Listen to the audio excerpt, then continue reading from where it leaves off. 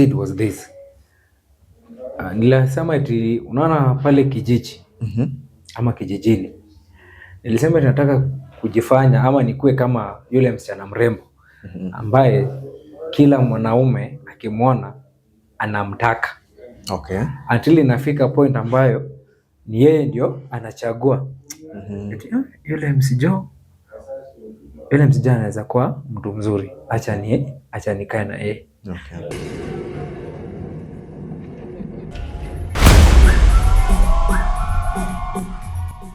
Alright, so welcome to Blue News Media, and I'm always your host, MC Joe Piwalo Premium State out of Kayombo Trole, bringing the hottest takes in line to politics, entertainment, personal growth, and everything in between. And guys, I'm just about to introduce to you somebody, a guest in this episode, very wonderful episode. I guess it's going to be. I'm here with Vincent Obondo, former president Pwani University, incoming aspirant in North Uyoma Ward MCA. Vincent Obondo, karibu sana. Asante. Karibu sana BNM. Yeah. This is where we do everything. And uko sawa? Niko sawa kabisa. Uko free? Sana. Uko sawa? Yeah. Umesema North Uyoma lazima hii kitu iende. Lazima iwork. Lazima iwork, eh? I'll just give you a moment of time so that you can introduce yourself. Okay.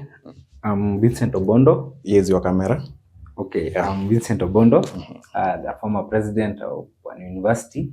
Actually, the first president to be elected unopposed. Right now, I'm also an aspirant for the member of county assembly, that is North Uyoma Ward, Rarieda sub-county in Siaya County. I come 2027. Yeah. Yes. So Obondo, nataka tupige gumzo kidogo, and I want us to start it from way back from university. Yeah. Umeingia university, Pwani University. Which year was this? 2021. 2021. Yes. Then ukaingia kwa seat unopposed. Magic ni nini? Magic ilikuwa wapi ama ilitokea wapi ama how did this happen? Okay. Since nianze shule, as from primary, I've been into the leadership. Actually, in primary nilikuwa prefect, then wakati nilipofika class 8, I was the head boy. Okay. Then nikaingia form 1, though niliingia late. So nikapata kama tayari walishachagua the class rep ama prefect. Sasa nikatulia tu form 2 pia nikatulia tu. So ilipofika form 3 nilikuwa prefect, and then at form 4 nilifaa nikuwe the school president again ama the head boy, but being that pia nilikuanga kwa soccer. Okay. Games. So niliekwa kwa games, kwa general captain ya games. Then later I joined the campus. So immediately nilipoingia kuna these communities ambao wametengeneza ma groups. So we have the Luo community, the Kikuyu, the Kamba. And being that we were the first years now, they wanted to elect the representative for the year 1. Okay. That was the male and female. Okay. So tukaambiwa pale tupeleke majina. Then baadaye mkutano ikaitwa, ambayo the general house meeting. Okay. Then unasimama pale ni kama una campaign. Okay. So imagine umekaa shule kitu wiki moja.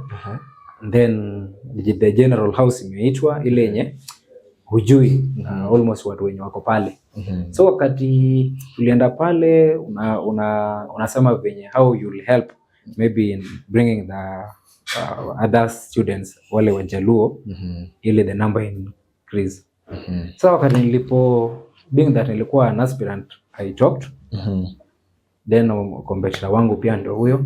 So tukatolewa nje. Okay. Wakati nilipotolewa nje kurudi, kumbe walikuwa wanafanya election. So kuangalia pale nakuta mimi ndio nilichaguliwa kama year 1 rep. that was of the Luo community. So through that, unajua ukiwa pale rep, sasa unakuwa admin wa WhatsApp group. So ni wewe ndio wenye wanataka kuingia kwa hii group lazima upitie kwako. Okay. Yeah. So nikaweza kupata namba mingi za students. Okay. So wakanitambua. Sasa mimi ndio nilikuwa nikisema ni hivi, hivi juu mimi ndio rep wao. So when it reached the time of politics, the campus politics, nataka niende haraka. Unakuta ya kwamba mostly the aspirants nao walikuwa wanatumia these year reps. Okay.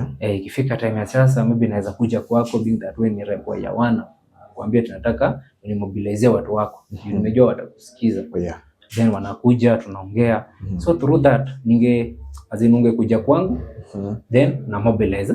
At the same time the other person pia anataka mobilize. Sasa mimi so inakuwa easier. Yeah. Sasa nimejua pale students wanataka tu mafomu. Bora tu food inaweza tokea. Sasa wakani trust na the leadership. So at year 2 election ilifaa ifanyiwe tena ya now the community executive. So pale nilisimama na mtu mwenye kuna boy alikuwa anaenda year 3. So tulisimama post ya auditor general. Sasa akasimama, mimi pia nikasimama. But watu walimwambia eti huyu kijana sasa mimi eti nitamshinda. Okay. Kama hataki kuwa disappointed. Ajitoe. Akai kando kidogo. So the time akajitoa. Sasa nilienda no post. Aka step down immediately. Down yeah. Okay. Haya. At the same time kuna club yenye nilikuwa mimi nimefanya course inaitwa Environmental Studies Community Development. Okay. So kuna hii club ambayo ilikuwa inaitwa kwa University Community Club. And most of wenye walikuwa pale walikuwa for years.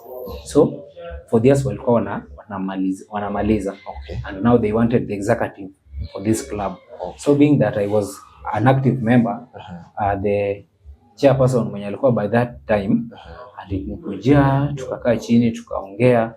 So nikamwambia club mimi at second year unataka nikuwe chairperson wa club. Then maybe nina hii club inishinde. Hii club inaweza fail. Na ikifail mimi pia nitakuwa failure. Umekuwa na uoga kidogo. Yeah. Okay. Umejua pale sasa ningepatana na wale watu wengine wenye wajui because first nilikuwa na deal na the only laws. But now umejua sasa kwa club imebeba almost the community some of the tribes ambazo tuko nazo. Yeah. So nikamwambia mimi so long as utakuwa ni guide then hiyo nani nimekubali. Okay, akaniambia nitakuwa na kuguide. Sasa tayari niko na cheo kwa nyumba yetu ya Jaluo. At the same time nikapata cheo kwa hii club. So tulikuwa tunaenda kupanda mangrove. Yeah. Sasa maybe kuna organization ningesema eti nataka unitafutie watu 50 wa kuvolunteer transport, refreshment na maybe allowance iko. Sasa pale group kuna wenye walikuwa wameregister tayari, then kuna wenye hawako wameregister. Okay. Now the executive wenye nilikuwa nao walikuwa wananiambia eti club kama maybe tumeitwa wenye wameregister ndio tunaenda nao. But nilikuwa nakataa. Itapana hii slot tuwapatie tu the first fee 50. So pale nilikuwa napeana slots 40 and then 10 kuna wale marafiki wa karibu. Okay. Ambao lazima umeke tu pale. Yeah. Sasa through this unajua ukiweka the first 40 watu wanaichangamkia. Yeah. Then wanaenda. Sasa umejua now the other communities pia wakaanza ku gain trust kwangu. So kaenda hivyo then at third year nikasimama delegate. Okay. Being that we are using the delegate system. By that time the current aspirant ambaye alikuwa amesimama kwa sisi kwanza delegates ndio wanachaguliwa then delegates ndio wanaenda kuchagua the president. So that president by then mwenye alisimama president akaniambia bwana naona uko na leadership skills ndani yako. And mimi hakuna kitu yenye naweza nikakusaidia nayo but tunataka eti nikitoka kwa hii kiti mimi ndo nataka ukae sasa. But now the platform venye ningejibuild. So akaniambia tu ile platform yenye unaweza jibuild wakati umesimama delegate then ukipata platform ya kupiga siasa zako chapa ground ile yenye yani nikitoka ni wewe ndio sasa watu wanakuona. Okay. So mimi pia nikajituma. So kwa hii delegate yangu kwa school yetu, School of Environmental and Earth Sciences, nilimanage mwenye nilikuwa na compete naye, ilikuwa dem mwingine alipata kura 16, mimi nilipata 254. So hapo ni kama nikaenda unopposed. Okay. Then sasa ndio nikaanza kuambiwa sasa wewe ndio next sasa Obondo. Sasa watu wanakuambia kwa ground. Sasa umejua jina Obondo sasa imeanza kushika kwa ground sasa ile heavy. Sana sana kwa hiyo delegate.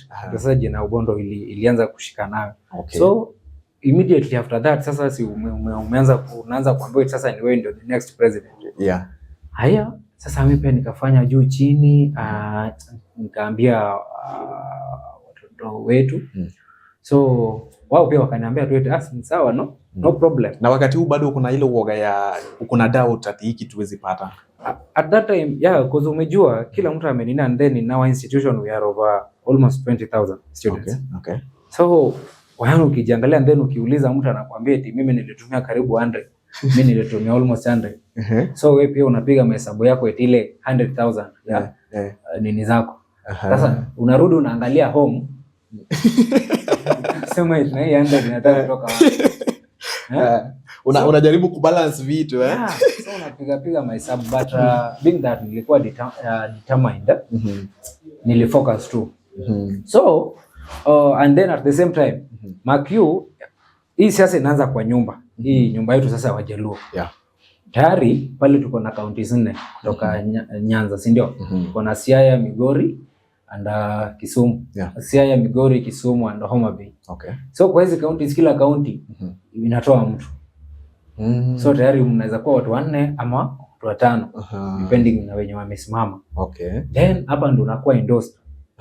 Ukishakuwa endorsed sasa Wajaluo wote almost 2,000 plus wanasema sisi kama Wajaluo ni Obondo ndo tunakuja nao. Okay. Mark you, before being endorsed here, unafaa kuwa umejenga jina ile yenye mtu yote tu wakipatana naye random anajua tu ni Obondo. Unamjua mtu kwa jina Obondo. Eti anataka nini? President. Yani hizo ni some of the qualifications. Chukua hata out of 10 then wanauliza. Okay. Ujue. So by God's grace, for the first time hiyo nyumba yetu Wajaluo, all the aspirants, because in the previous years nyumba ilikuwa inapasuka zini, tumekuendorse, then mimi nakuwa unsatisfied, then natoka kama reject na kuja na nini nyingine. Sasa umejua tayari kura yetu ya Wajaluo mtagawa. Mtagawa. So mimi for the first time wenye nilisimama nao kwa nyumba wali step down. Sema eti Obondo ndo tunakuja nao, and then I also made sure that au kuwaonga no wa threat waambie bana ni ground nilitengeneza, and then the other communities pia sasa walikuwa wanaambia executive wa nyumba by then, and sisi msipotukujia na Obondo then forget about Kichwa. Sasa ni president. Forget about Kichwa.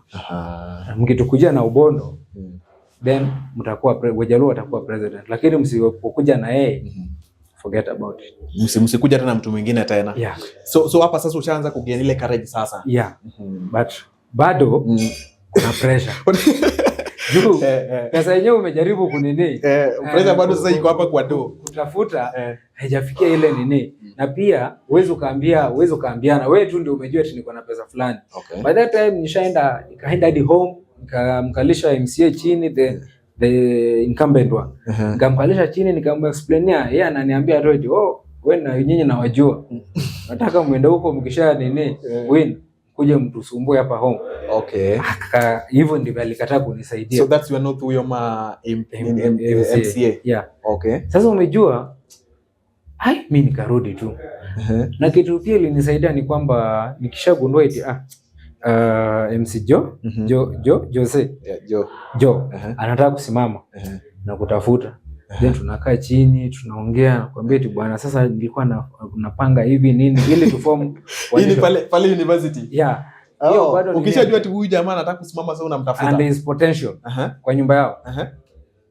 Nakuja tunatafuta tu mahali tunataka tu story, tunaanalyze what if tuungane tufanye kazi pamoja. At the same time natafuta huyu. So I happen to get the strongest team ile yenye huyu alikuwa strong, huyu ako strong. So wakati tuliform kwa coalition bwana, and then jina ya coalition pia ilikuwa poa, ilikuwa inaitwa Radical Action Alliance. Okay. Ambayo slogan yake ilikuwa ni Okoa Comrades. Yeah. And for the first time hiyo hata unaweza angalia kwa campus elections the competitor that I had 0 delegates. In our institution tuko na 7 departments or rather schools. Kuna School of Education, Environmental and Earth Sciences, Humanities, Agriculture, na hizo zingine ziko 7. Na kila school inatoa watu 3. So our delegates ndio. So at the end of the day you have got 21 delegates kwa coalition yako. The other person pia wako na 21 delegates. Sasa hawa delegates ndio wanaenda kupigiwa kura and then wanawapigia. Unaona? So maybe if I was competing with you and then kwa wakati wa election umejua sasa wanatafuta the 21 ambao wameshinda. So ukiwa na 11 na mimi niko na 10, tayari wao 11 wako watakupigia kura. Sasa imagine mimi the whole of 21 out of 21 walinipigia kura. So that is how it started. Ikafika hapo and we also made sure that we delivered. Sasa jani kaanzia pale, sasa umeelektiwa kama president sasa. Hapo kama president. So wakati tulikuwa pale I made sure that nilideliver. Juu niliona ati students walikuwa na imani nyingine kwetu and I never wanted to disappoint them. So even though uwezo ukakuwa 100%. But ile kitu niliwaambia hata time ya inauguration ni kwamba nataka situation whereby in a group of 10 wakati 4 wananipinga, at least the 6 wanaona Chobonda ameona anafanya kitu. Wakati 3 wananipinga, the 7 at least wanajuu. I know uwezo ukafurahisha, uwezo ukapata in a group of 10 wote wanakunini. That's true. So after election umejua kuna ile group ambayo uko nayo, kuna the few ambao maybe hata kama ni watu 7 ambao walikuwa wanakusaidia ku-strategize, yani hao watu walijitolea. And then kuna tena ingine ambao maybe walikusaidia na do. And then sasa kuna nyumba. Okay. Sasa nyumba yetu Wajaluo sasa umepata hiyo president. Sasa sisi Wajaluo utatupanga aje? Then sasa ndipo sasa tena uko na wale marafiki from other different communities. Now you want to reward them. Lazima uangalie sasa wote. At the same time, remember that kuna yule mwenye hakukupea anything in terms of monetary support or rather material support. But mtu akulala juu yako. Okay. And you also need to umweke pale ili asitoke pale eti Bondo siku hizi amebadilika nini. So I'm very happy actually. Wakati nilipata uongozi niliomba, nikaambia before uombe ulimanage kuraise pesa aje? Because umetuambia ati already North Yoma MCA amekataa. So ukarudi ukafanyaje mambo, ukapata hii do, vitu zikaenda sawa? Okay. Wakati nilisimama delegate, sasa umejua watu wakaanza kuniambia juu that was ilikuwa mwezi wa 3 2024. So nilifanya nisimame juu election 2023. Then election mwezi wa 3 ndio tulifanya election ya the previous president, niseme hivyo. Sasa hiyo time nilisimama delegate ndio sana nilijua eti 2025 mimi ndio sana nasimama president. Sasa ukisimama delegate then tulienda long holiday, wakati watu wanafanya election mwezi wa 3 then tunaenda long holiday. Sasa immediately after that election nikachaguliwa delegate. Ndipo watu wakaanza kuniambia eti nafaa kusimama president sasa. So tayari kwa delegate kuna 10,000 ambayo unapewa. So kwa ile 100 nilikuwa na 10. Sasa imebaki 90 sasa. Sasa imebaki 90. Na budget yako inaitwa pa kwa so. Lazima ikuwe tu hiyo so. Sasa ina depend. But sasa mimi yangu niliweka list ya hiyo so. So tulikuwa tunaenda long holiday. So tukafunga, nikakuja hapa Nairobi, nikakaa. So kukaa ndio nilijua eti home hata ningewaambia eti nataka kuvai na hii pesa ndio inahitajika, hawangenikubali. At first Unajua in politics unaenda either nipata potea. Yeah. So unaweza amua raise hiyo that huge amount wendo simame ipotee. Okay. At the same time home wana struggle ili at least urezido ili at least usome then wewe kaingia nayo kwa siasa tena ikaenda. So at first hiyo before niliwaambianga. Okay. But sasa hii time yenye sana niliamua sana naenda kusimama. Sikuwaambia. Okay. So kuna huyo jamaa kaniita kazi nyingine, ilikuwa kazi ya mjengo.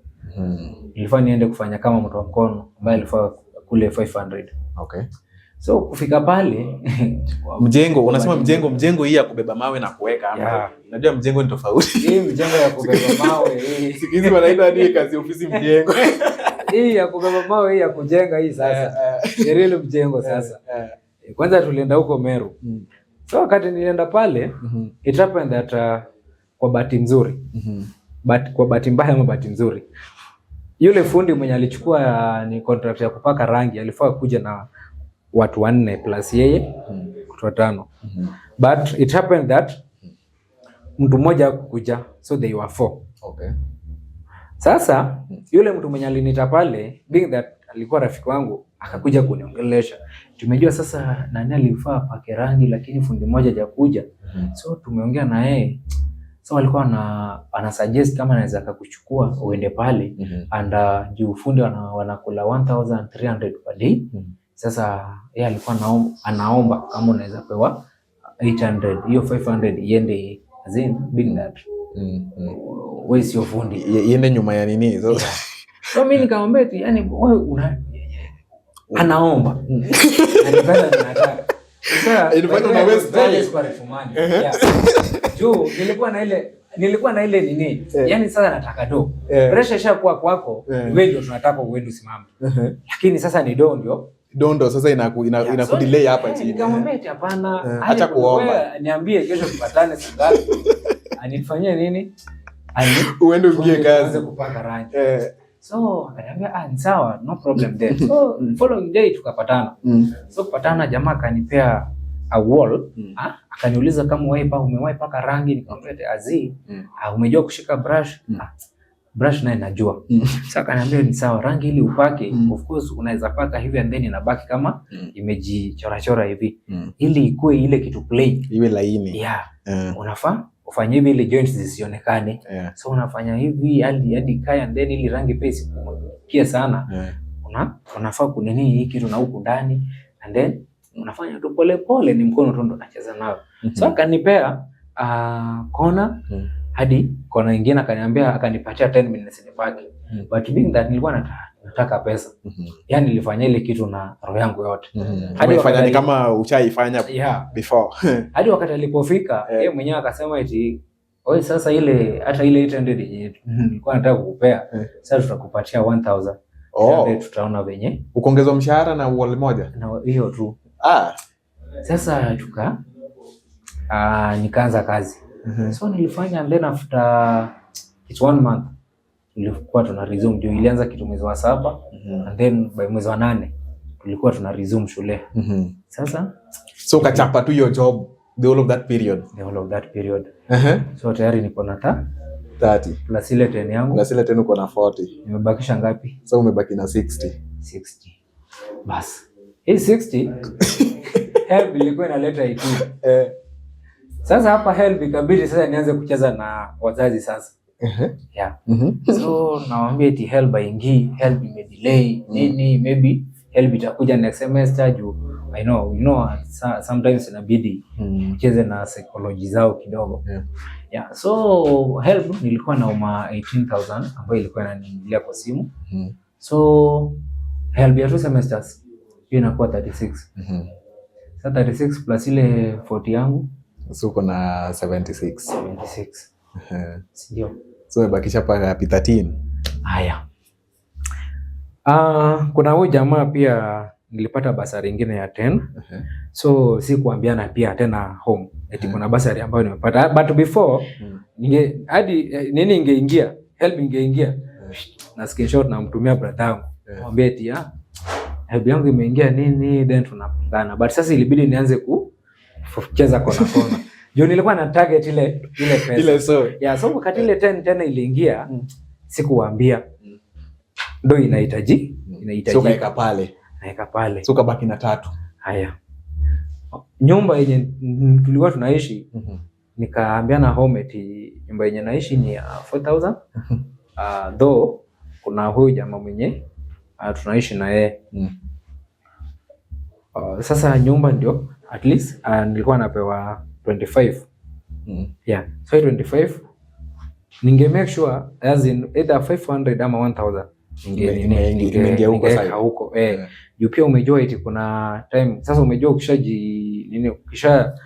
niseme aje ukishasema eti wewe ni kiongozi. Jua once declare wewe ni leader, you must now be prepared to be the father of a certain group or other community. Sasa mtu kama anaenda kulala njaa lazima kama kitu kinafanyika wewe ndo unapigiwa. So then kuna nini nyingine tena ilitokea, sijui ilikuwa inaitwa aje, nini nyingine ya ya simu hizi, nini za simu hizi loans, si hata loan ni ile yenye unge deposit 1000 then sijui unanunua sijui nini. Okay. So sijui ilikuwa inaitwa aje. Sasa unakuta daily unapewa 150. Yaani ile 1000 yako after kitu kama 14 days itakuwa imekuzalia 900 juu yake. Sasa unapata 1900. Sasa hiyo nini pia ilikuwa inanisaidia. Sasa ikifika umejua comrade 30 kiongozi alikuwa anaenda kulala njaa nini, unamwambia sasa acha nikuwekee 30 uongezee 20 uende kule kitu. Sio ni kitu. Sasa wewe una struggle ku raise, lakini sasa kuitoa inakuwa rahisi. Juu wewe ukajifanya eti una naona and then ile maintain ile nini yako. So nikaenda hivyo and then nikafikia kitu 18. Nikafikia kitu 72. Juu pia ilipatanga by that time kuna huyo rafiki wangu tena akanipatia kitu 18. Yule na alikuwa rafiki wangu alinipatia 18000. Kwa bahati mbaya mabati nzuri nyumba yake ilichomeka. Na vitu pale. So I had to pesa nyingine juu singeweka tu. Sasa tunaangalia uone tu. Sasa at the end of the day actually hizi pesa nilizi accumulate zikafika kitu kama 74. Sikufikisha 100 but zilifika kitu kama 74. So kwa hii 74 ndipo sasa wakati tulianza siasa ndipo au watu wa manini tunawaita cartels. Acha nianze kutumia hiyo jina cartel sponsors. Akakuja then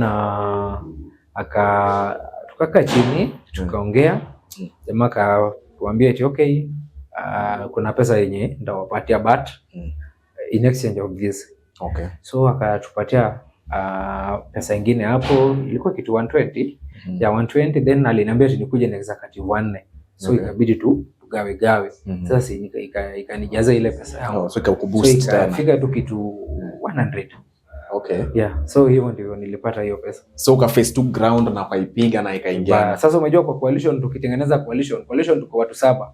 President huo unatoa 90. SG huo unatoa 70. Finance huo unatoa 60. Sports huo unatoa 40.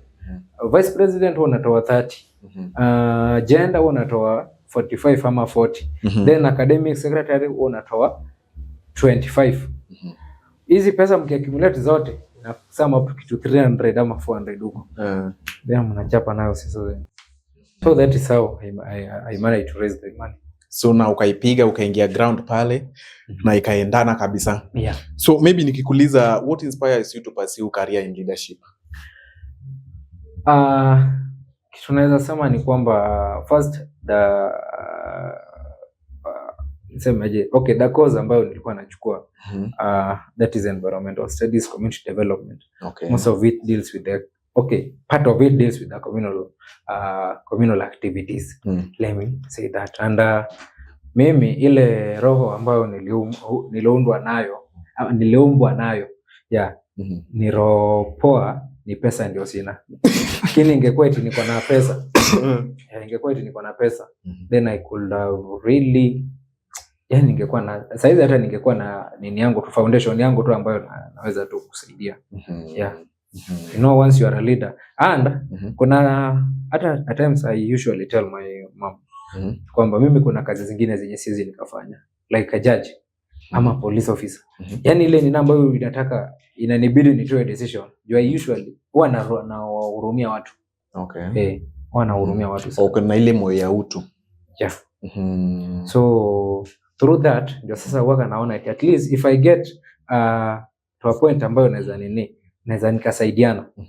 Now it is only in maybe let me say in politics ama okay kama naweza pata hata maybe biashara nyingine so long as it is kitu ambayo inaweza nipea pesa poa ya kusupport. Makyu hata nikiwa shule I tried na ungenikujia tunataka kazi nikwambia tujumbe sasa shule kuna watu wengi na ningekupatia kazi na nakwambia tunaifanya wiki moja juu kuna hizo canteen so ningekwambia tu hizo unaifanya wiki moja ama wiki mbili and then unatoka mwingine akuje ili at least hata kama ni kidogo acha tuikule tu hivyo si wote also ile kuna balance tu. Na kama nilikupatia kazi kuna hizo canteen za students kama nilikupatia kazi kwa canteen usinikujie time ya basari ama kukiwa na event juu kukiwa na event of course kuna ile kazi yenye naweza kukupatia ya maybe kupanga viti nini so usinikujie hiyo wakati hii acha pia mwingine akule. Okay.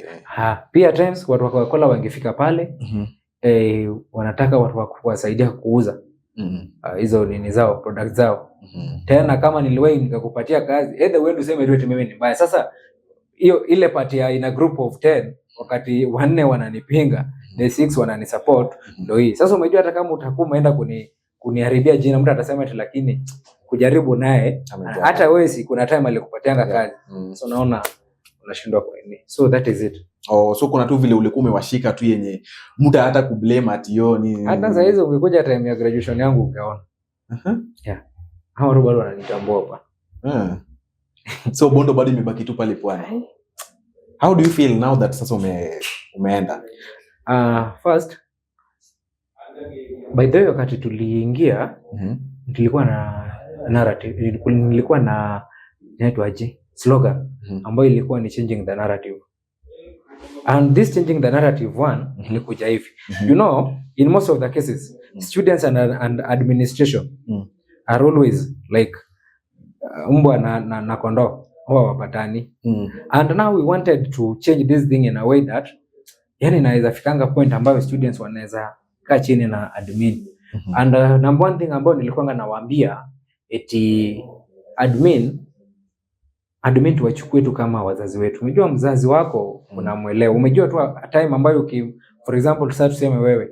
Umejua tu time ambayo ukimwendea babako kamwambia eti nilikuwa nataka 1000 saizi na naweza itoa. Na kuna time ambayo ukimwendea atakwambia eti hapana. Bado sina. Ile tu yenye umejua saizi na dad naye najua saizi anado.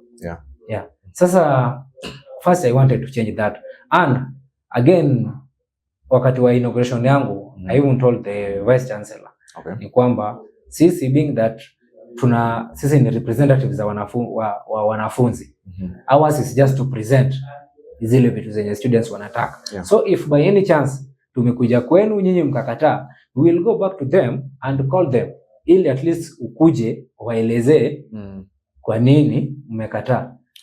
Then sasa umejua hiyo kwenda kuwaita na kwa nini ujue tu ni either yeye atoke students wabaki ama students ndio watoke au wabaki so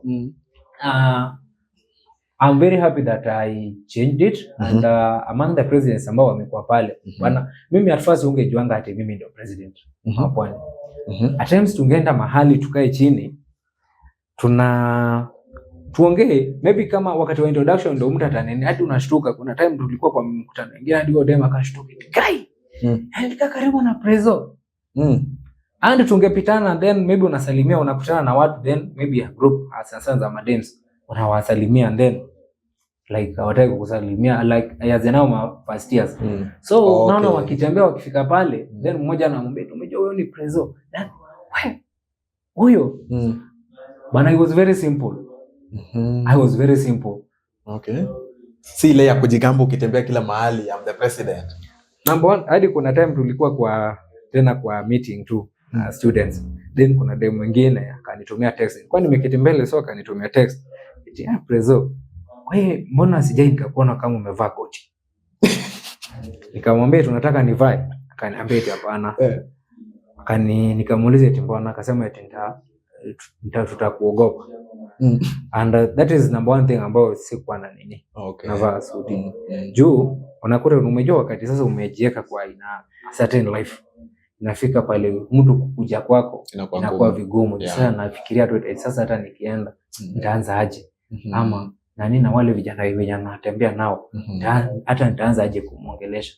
So, but the moment ambao umeweka life yako that low, that simple, then kila mtu ako na ile access, anaweza come tu kwako anytime.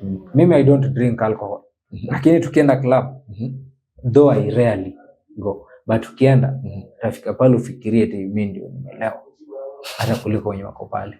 But this is just to bring the different groups of people pamoja, ili wasianze kusema eti sasa yule ubondo umenyata club akikuja yana hataki walevi nini. For you to avoid that, jifanye kama wao, but sasa wewe ndio unajua venye unafanya. Wanasema tukienda Rome, fanya ambacho vile Rome, watu wa Rome wanafanya.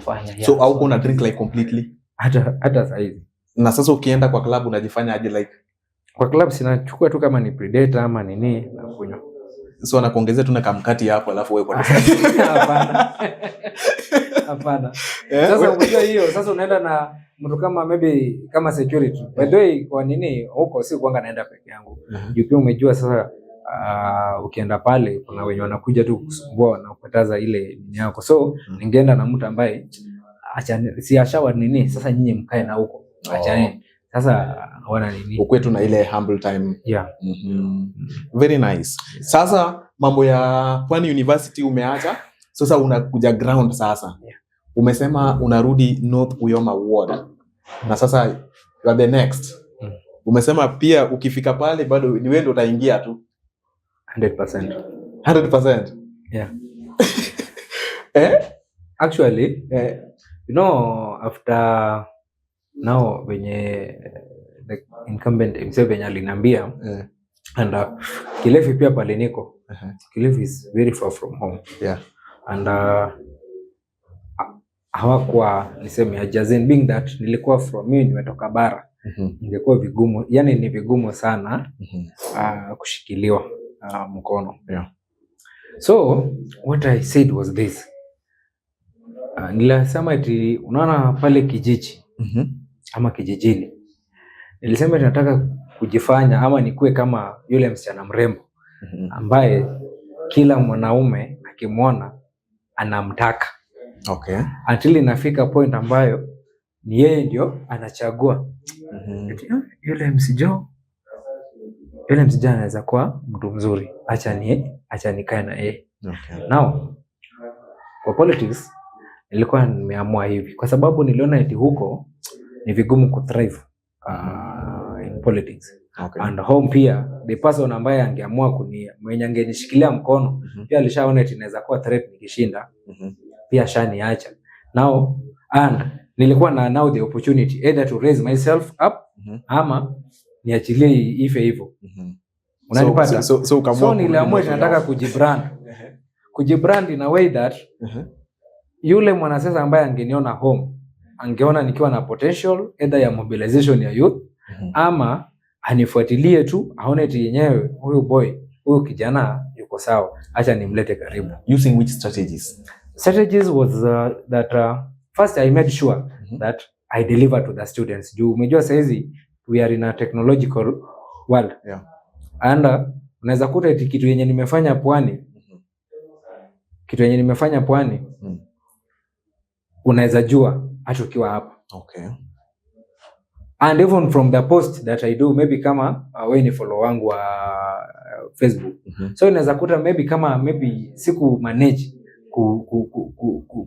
kuongoza vizuri. Utakuta maybe umepost kitu then ni matusi tu. Yeah, utajua tu from the comments. Sasa wewe unaona tu eti yenyewe huyu. Yeah. So first I made sure that I delivered my constituents ama students. Now secondly, in each and every opportunity that I had, in each and every opportunity that I had, lazima ninge make good use of it. And making good use of it, sio eti lazima unipatie pesa. Wewe ni kiongozi, nimekuja kupatana na wewe, eti lazima unipatie pesa. I just needed, yani tu hiyo nini ya kwamba I met you, then niende ni post. Okay. So here alone, no? Hii ilikuwa inanisaidia kujibrand like na huyu bwana anajituma, juzi kupatana na nani jina na nani. So unakuta it through that nilikuwa naacha, kuna ile discussion ambayo nilikuwa naacha home. And then pia ukitaka kujua hii kitu yetu mkono ya Mungu iko. Ni kwamba immediately after election the former deputy president Rigiji came to my institution. Nimechaguliwa leo kama Saturday, then next week on Thursday amekuja. I met him, took photos with him kwa mtandao. Tayari imeanza kutenda. Yule kijana alipatana na nini, yule kijana wetu mwenye alishinda. Then wanakijiji pia wanakuona like now, yani huyu kijana ametoka hapa home akaenda huko akakuwa president. Haya, at the same time again nikakaa kidogo tukaenda State House. Yeah, tukapatana na the president. Okay. Sasa kwa mtandao tu, so picha zina nini, so tayari usha create a discussion huko home like so picha inakusema yule kijana wa nani juzi tumemwona na president, na yule kijana ako na nini gani? So from that ndipo sasa vijana wakaanza kuniambia eti bwana, sasa by the way mimi at first sikuwa na idea yao ni kusimama MCA. But now kusimama MCA. I only wanted to brand myself in a way that wanasiasa maybe mtu anione anini ajue Obondo ndo huyu. But now being that the youth, the friends ambao walikuwa wananiona kwanza kuniambia eti mbona usitake mbona usisimame? Mbona usisimame? Because tunaona sasa hawa ni youth sasa wenye wako home. Sasa mimi pia nikaona so at first nikajiangalia. Sasa hii nini yangu ya Pwani of course imenisaidia, nimelipa fee rent. Home pia nimesaidia kidogo. Kwangu pia at least nimenunua 1 2 3. Now this little amount yenye nimebaki nayo na siasa si mchezo.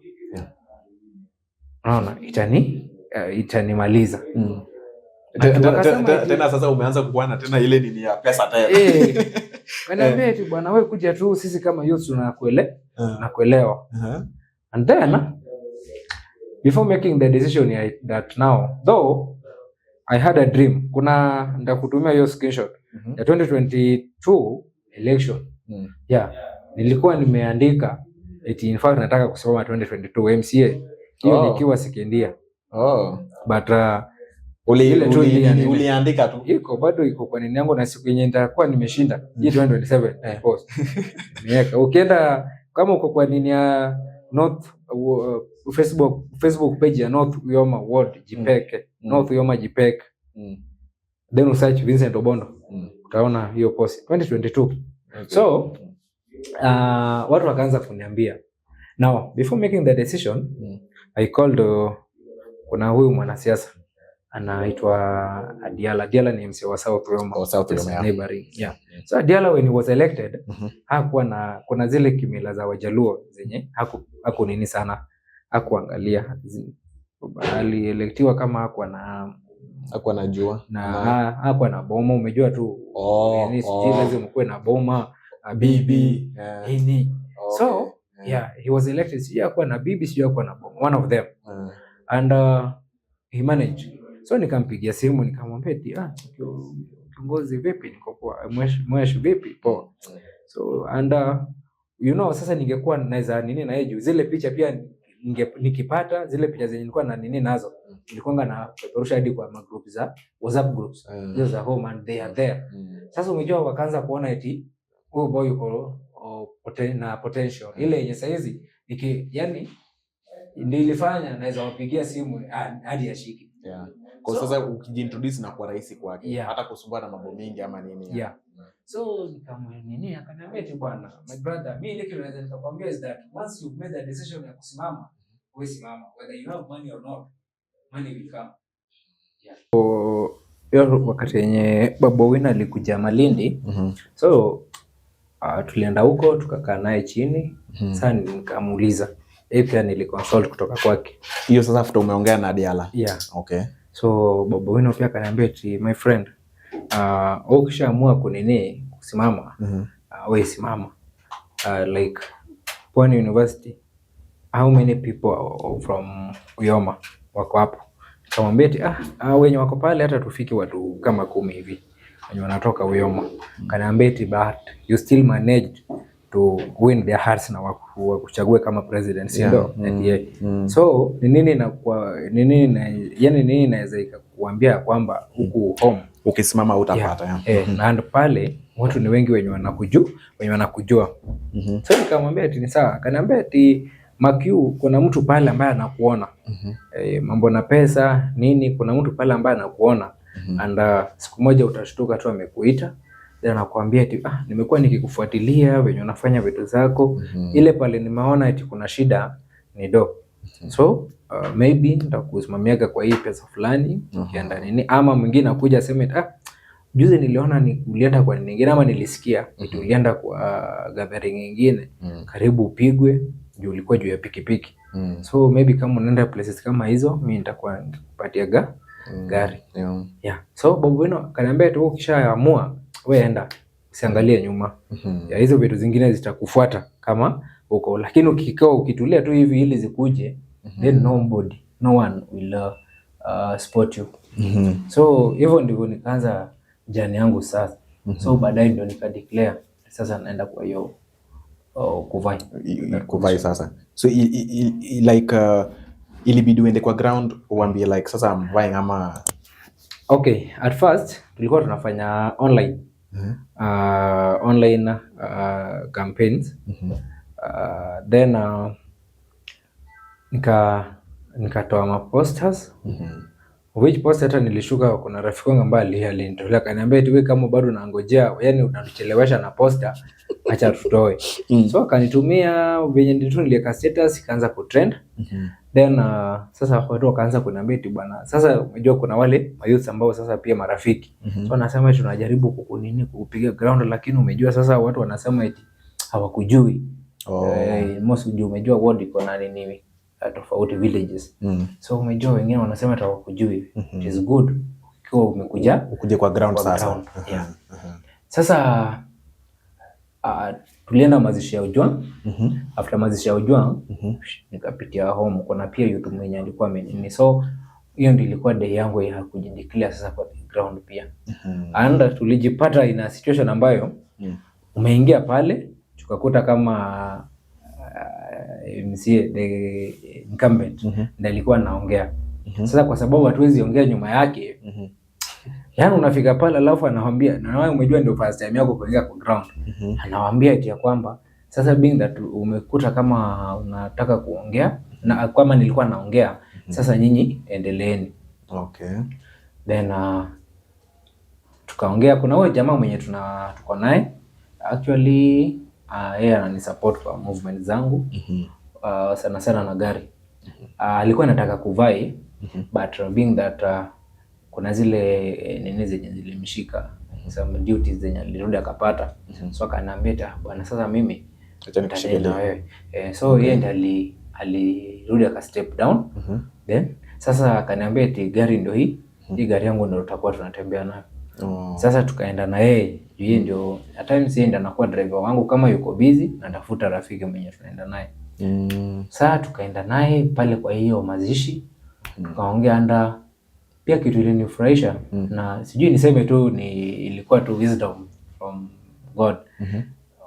Unajua wakati nilikuwa naongea pale sikumpiga huyo MCA ama kumtusi ama kuongelea vibaya. No, I just appreciated what he has done. And what I told him is that now there are some roads ambazo maybe kuna 1 2 3 ambazo zafa hajafanya. Now he should do them, asingoje 2026 ndio azifanye ili kufunika maisha watu eti anafanya kazi. And hiyo ndio kitu ni sell from there. Hiyo ndio story yenye nirudi yani sasa watu wakaanza kusema eti niliongea pale vizuri na niliongea kwa heshima. Yeah. So in each and every nini ambayo tungeenda, mazishi ama forum ambayo tungeenda, lazima ningekuwa na nakuwa na vijana wangu 3 ama 4 au wanakuja wanaenda kwa maybe hii tent, mwingine amekaa kwa hii tent, mwingine ile tent, mwingine pale. So wanasikia vile. Then wakati si nitakuwa naenda kuongea pale, hao wanasikia venye, huyu atasikia venye watu wake wanasema, huyu of course yeye yuko tu pale. Then mwingine pia. So after that tunaenda kufanya postmortem, tunapatana mahali. Ndio KMC. Sijua wewe pale ulikaa. Ulisikia aje? Unasema aje? Niliongea vizuri ama? Eti hapa uliongea bado wanasema eti hapa kidogo ulikuwa umeharibu. Na wewe? Wale walisema eti ulikuwa tu sawa. Na wewe hapo ulikuwa umeharibu. Sasa unajua you know what to say and what the next events. What to say. So hivyo ndivyo nilimanage kujiintroduce kwa ground. But being that sasa umejua umejitokeza and then I'm a youth and most people walikuwa na namba yangu. Unakuta wewe nakupigia na kutaka mahali mwingine palipake ndo lazima uende. So hiyo pia nilikuta kama ni challenge, but later I came and explained to them that ndo nilikuja kwa ground and pia nilikuja kujiintroduce kwa ground and nilikuwa nataka kuona venye ground iko. Is it hostile ama is it welcoming? But I'm very happy that the ground was very welcoming and very positive and the response was very good. So up to now we reaction ya ground wewe unasema iko sawa? Iko sawa.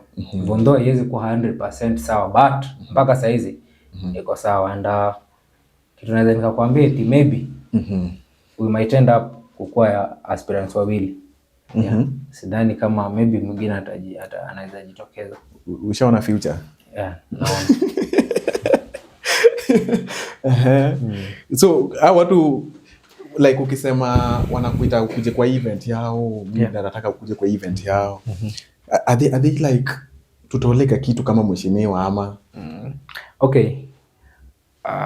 Number one thing ambayo nakuanga nayo ni kusema ukweli.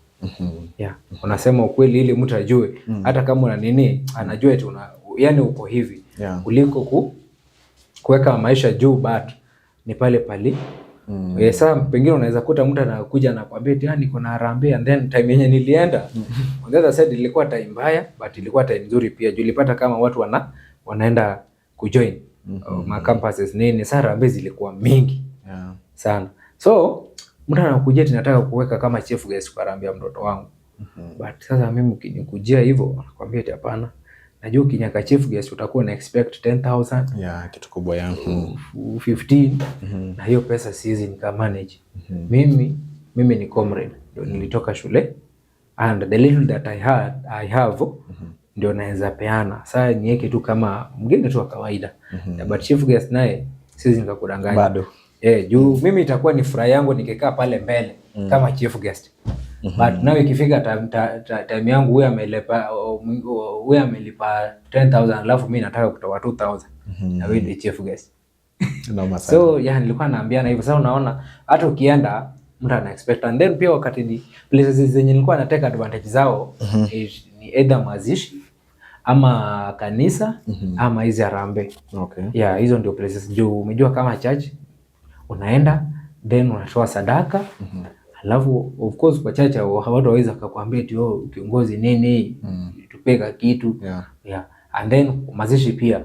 Though kwa mazishi naye ningekuwa na a little cash ambayo ningekuwa nao pale. Juu umejua kuna wale wenye wao wanakuja. So lazima ukue tu na kitu hata maybe kama ni 500 ama 1,000. Unaibadilisha tu into pengine 50s. Then unawapatia. Inaitwa yuko jamna. But kitu ilinifurahisha ni kwamba by the way they understand. Hawa watu they understand.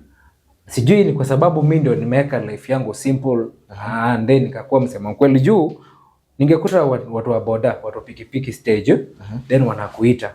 Alafu akisha kukuita mnaongea, alafu anasema sasa kiongozi tumeongea nini, sasa tulikuwa tunataka tu kama tunaweza umakakira. Alafu mwingine anasema eti kuna huyu mama mwenyewe anatuuzia uji.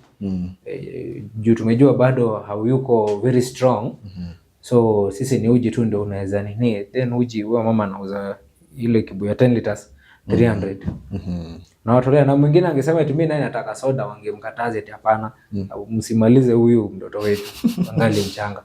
Hii nataka mwenye alishaenda kafanya kazi, but huyu acha tuchukue hii kwake. So hii nakwambia ya kwamba they are understanding. Okay, now that you had declared before that earlier that you are going to stand as the aspirant MCA North Tuyoma Ward, how do you plan to leverage your experiences from Pwani University as the president and to serve as the MCA North Tuyoma Ward? Of course, pale niseme tu pale Pwani University ilinipea njia, it trained me. Yeah, pia ikani harden. Yeah. So number one thing, nimekuambia the way I tried to manage ile group yangu plus the friends. Unaona? So the same, even though the campus politics is a little bit different from now the national politics, but it is somehow of the same. You, if by any chance you try and borrow the same strategies that you used, ile kuweka wale walikuwa karibu na wewe, you still manage them, then hata hiyo unaweza toboa. So wewe uko tu sawa? So mimi at first naona tu niko sawa juu kama ni critics. Yeah. Na by the way, how are you going to manage even the critics? Because kuna mtu mwenye atasema tu sasa huyu mtoto atatulinda aje sasa? Number one thing, kuna hadi wengine walikuwa wanasema eti sina simba nyumbani. But to their surprise, already ishaanza. Iko. Wengine wakasema eti una bibi, but now tuko na pale Boyd Were. Ambaye ana nini, and we can use him as a reference point. At the same time, we are now telling them that we are now stepping up. Tuachane na zile vitu za kitambo ambao unaacha good leader kwa sababu ya vitu zenye hazifai. Kwani utakuwa unakuja kwangu kutafuta msaada ama unaenda kwa ofisi? And now talking of the critics now, hiyo naye bwana, nimepata critics huko bwana. Hadi saa hizi ukinitusi mimi nacheka tu. Yeah, wengine pia wananitusi. Matusi nakaa kama fan. Kwangu by the way, ama mwingine mtu tu anakunene tu ile ya kukupima, ile aone eti anga yako iko aje. And the moment ambayo umejibizana na yeye ama umeanza kumtusi, anasema tu eti this is not a leader. So I can manage them. And kuna mtu mwenye unaweza mkuta mtu anakutusi, and then baadaye unakuja unampigia au mnaongea ama mkipatana mnaongea until anasema eti yenyewe yana anaanza kukurumia. Then anasema eti na wewe kitu kinatubamba na kwamba wewe hata ukitusiwa wewe unacheka tu. So to me bana, ile ndilikuwa karibu. Hadi ukatengenezewa anonymous, kuna hiki zilikuwa zinaitwa anonymous messages. Unajua ni nani anakutusi lakini kana kutusi hadi wewe una feel kimekuingilia. So ile kitu nilikuwa najaribu kufanya ni kwamba tuseme maybe msichana mwenye nilikuwa na mdate, ndio sasa nilikuwa nimweka private. I never wanted her to be involved. Juu umejua wao wako na emotions. So what are your top priorities for the North Tuyoma Ward people? Pardon? What are your top priorities? Okay. As a youth. And maybe how you plan to address them. At first, if we look at now the incumbent, since 2017 hadi saizi, hata kesho leo jana silikuwa Saturday, ukipiga simu home usikie pale alienda na vitu zenye alisema, kama si maji ni barabara na ng'ombe. And makiu kuna zile vitu ambazo zinahitajika pale, kuna masomo. Mimi nikiangalia pale nimetoka, kama si masomo then sijui. At the same time kuna empowerment za youth. There are so many activities that are going on at the lake shore, being that sisi tunatoka karibu na lake. Kuna wavuvi, kuna kuna watu wa the farmers, wakulima. Kuna vijana ambao wanaendesha pikipiki. Lakini sio hiyo pekee. Right now we have got some institutional training some training institutes ambazo ziko pale ambazo zina offer mambo na driving courses, hizi za mjengo, za saloon, So being that we've been having these people, mtu ambaye ameshafanya kazi yake akaretire, ile the only thing yenye anaona pale ni ya yani vitu zenye anafanya ni ile ya ku attract attention ya wale watu wazee, but wanasahau ya kwamba kuna vijana pia ambao kuna vitu zingine zenye wanaweza wakafanya. So we want to change that one. Tunataka tulete kitu ya kwamba si vijana wote wataingia kwa bodaboda. By the way, huko home boys vijana wanasafa sana. Unajua sasa hizi kuna hizi pikipiki ambazo zimekuja za loans. So unakuta mtu umechukua pikipiki ya loan. Umefanya vizuri, for example, niseme nimemaliza form 4 na ngojea kwenda shule. So nikaenda kuchukua pikipiki ya loan. After that at maybe 25,000. So nailipia 300 daily. So unaitumia and then umejua hizi ni vitu zenye zimetengenezwa na mikono ya watu. Ipate ajali. Kipata ajali, wakati wewe mwenyewe unanacha ile kidonda. Pikipiki pia imeharibika pale. Days za pikipiki nazo zinafanya nini? Zinahesabu. Sasa ile pesa kama ni 300 ina accumulate. Then Mungu anakufanyia vizuri, unapata pesa yako. Utafanya nini ya kwanza? Utalipia ile loan ya ile pesa yenye ime accumulate, ama utatengeneza pikipiki ianze kukimbia utengeneze pesa ya kulipa zile loan. So umejua wakati uko kwa hiyo situation, no? Umechukua pesa juu unataka uendelee kuilipia, wasikuje kuichukua. So umeitengeneza and then kwa sababu ile pesa ime accumulate sana, wewe unashtuka siku moja wanakuja wanaichukua. Sababu pesa sasa imekuwa mingi. Sasa stress inaanza kukuchapa hapa, and the only thing yenye unaona inaweza relieve stress ni pombe. So wanaingia ulevi sasa. Sasa wameingia tu kwa mwenye alikuwa tu mzuri, sasa amepotea hivyo. How do you plan to boost economic growth ya North-Yoma ward? First, niseme mambo na farmers, agriculture. Being that North-Yoma is at the lake shore, the Lake Victoria. Kuna farmers pale ambao wana grow vegetables, nyanya, nini. And makiu these people, kuna problem moja ambao wako nayo. Shida moja ambao ni kiboko ama hippopotamus. Inakuja pale karibu mashamba yao. Karibu niseme kiboko ya kuchapa watu. So unakuta like kuna huyu mzee mwenye alikuja, nilikuwa mazishi nyingine, so nikaongelelea kitu ya mambo na farmers kupewa, for example, in a group of 20 farmers, then wanapewa kitu kama solar pumps, solar water pumps, ambayo inawasaidia juu saizi cost of fuel iko juu, cost of hire generator iko juu. Then unakuta eti mtu umetumia pesa yako ukahaya hizi vitu, ukapigia nyanya maybe leo, then the following day ukirudi kwa ile nini hapo, unakuta kwamba nini ilikuja ikazikanyaga zote. Na pengine ulitumia 30,000 ama 40,000. So nilikuwa naambia eti kama for example solar water pipes ama water pumps, jua sinatoka Mungu anapeana bure. Sasa ina maintenance. Bora tu waambie eti you make them to own it. Unawaambia eti sasa hii nimewaletea, hii ni yenu. Juu nyinyi ndio nini nawasumbua. Maybe kosi ya hizi nini the water pumps ama na kadhalika, kuhaya generator na fuel inawakula pesa. But hii jua inatoka bure, so maintain it. Umejua wakati umewaambia wa own, they will take good care of it, kuliko upeane eti MC John ndio leader wenu, sasa nimemwekea hii kitu kwa nini yake. Umejua utaitumia wenye unataka, na hiyo mimi nikiona either nitataka hata niharibu ama niibe, ili maybe nisaidie. So if you make them own it, itakuwa poa. So huyu jamaa wakati alinisikiza nikiongea hivyo, so the following day wakati alipokuwa anapita karibu na kwetu, so akaniita tukaongea, akaniambia eti mimi pia nilienda kwa nini yangu, imagine jana nikapiga maji na watoto wangu, so leo tulifaa tuende tuwaeke nyanya vijiti ili wa support zisi nini chini, hizi support zisi nini chini. Fika pale anakuta ya kwamba zote ziko chini.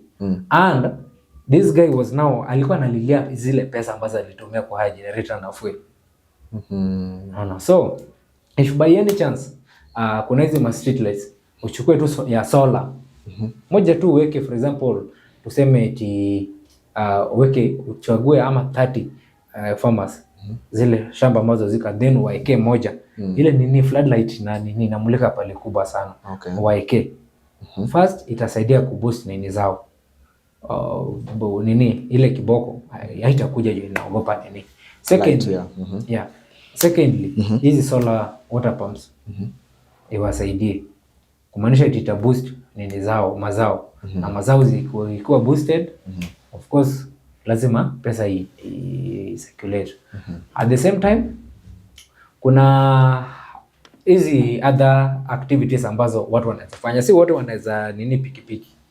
Kuna hizi machines zenye siku hizi unaona vijana wanasukuma nazo mayai, boiled eggs, sijui nini, trolley.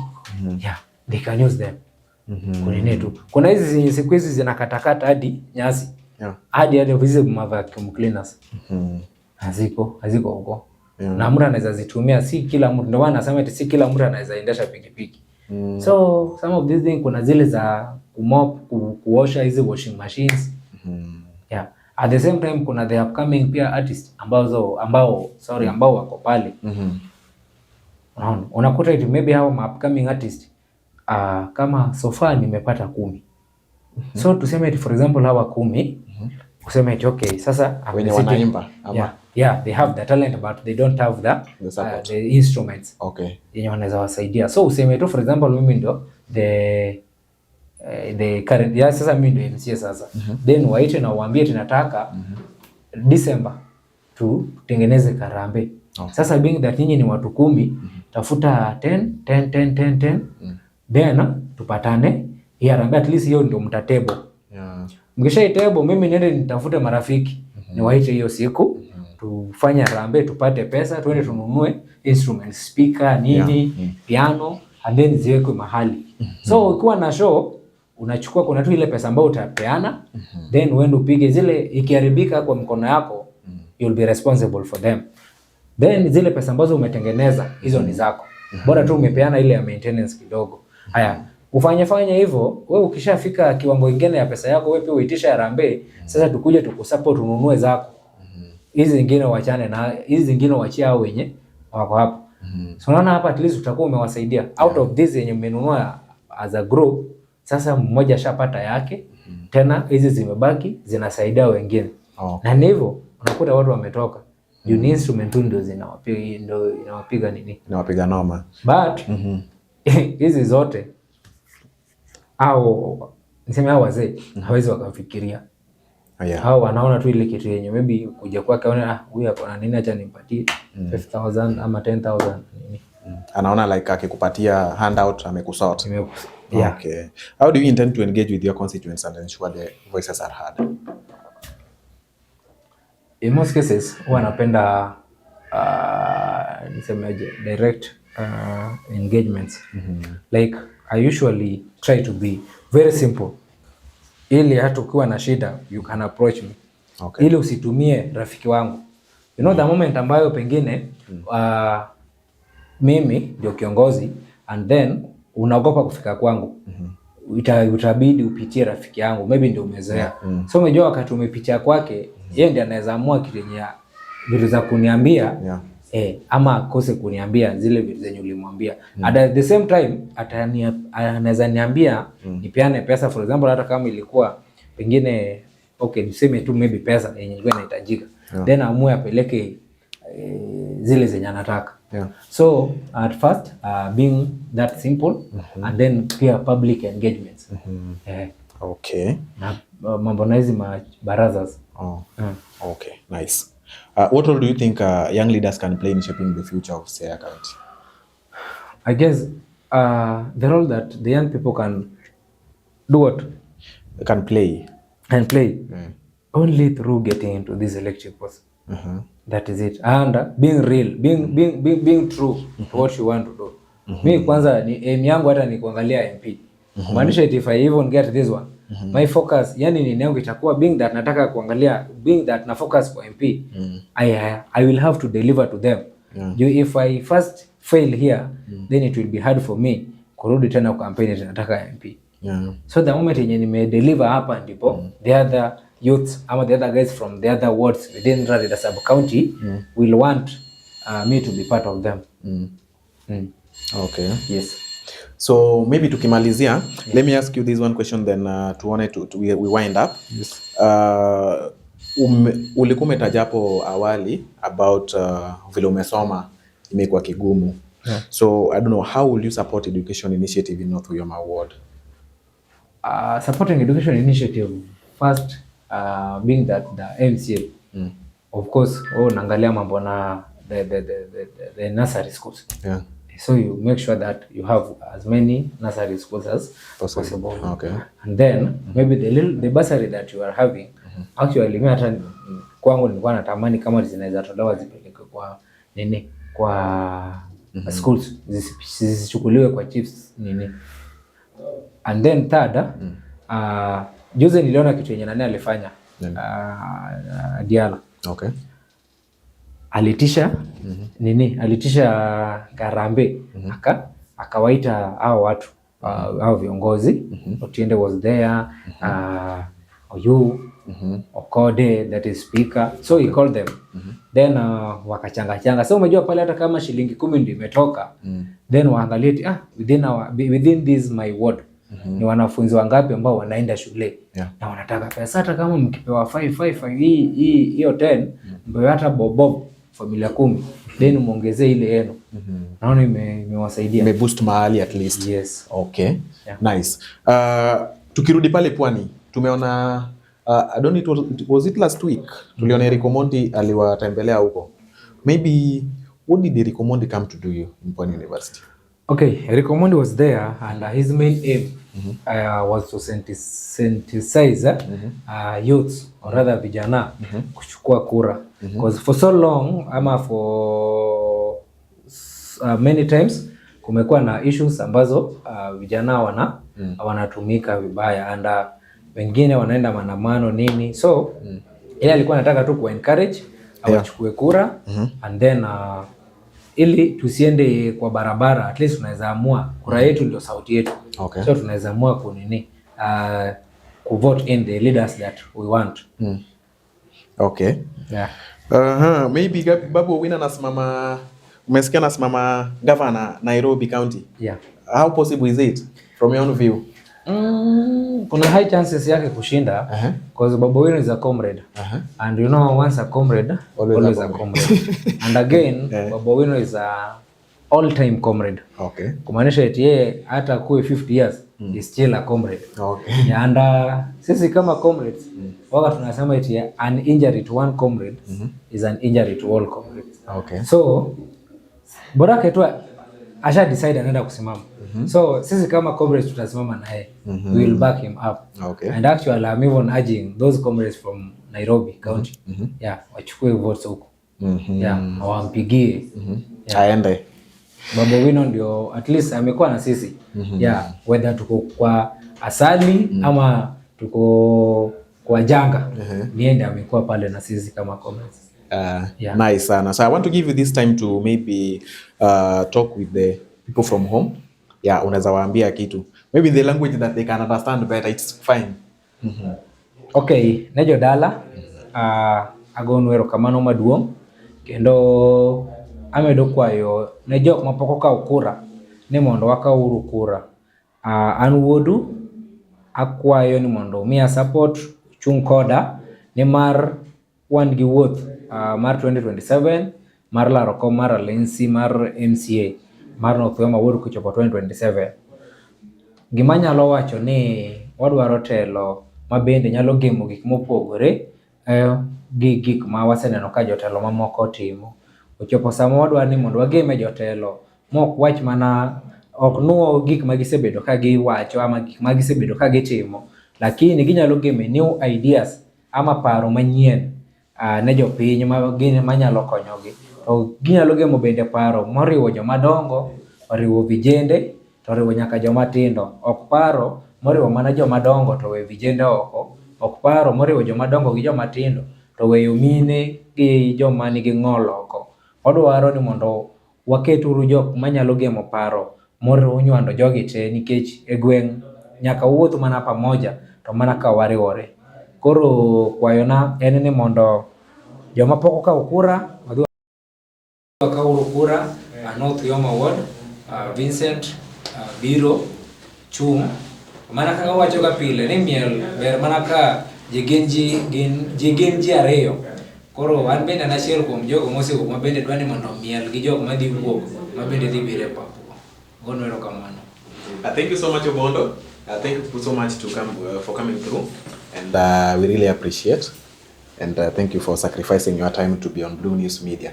Maybe waambie tu comrades wa subscribe kwa Blue News Media channel pale YouTube. Sasa mimi pia nimeshukuru. Okay, to all comrades across the country, tafadhali let's support our fellow youths.